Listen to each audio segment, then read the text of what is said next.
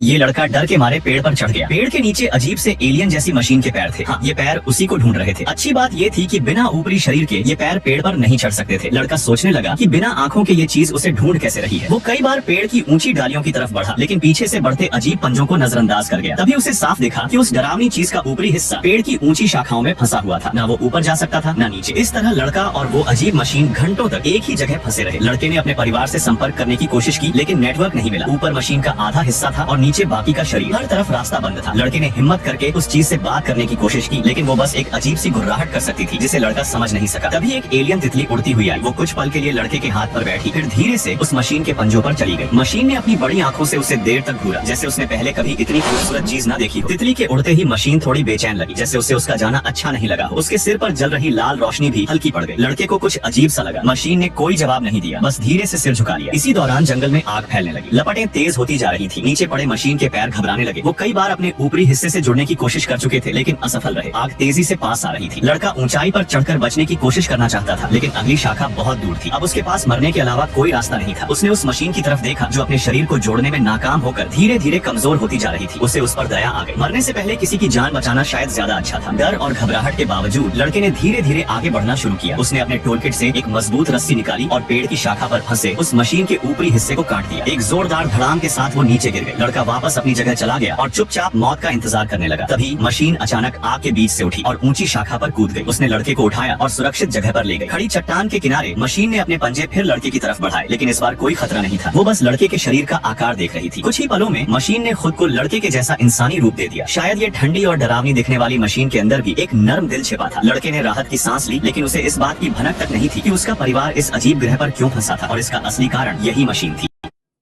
Thank you for watching. Please subscribe for the second part.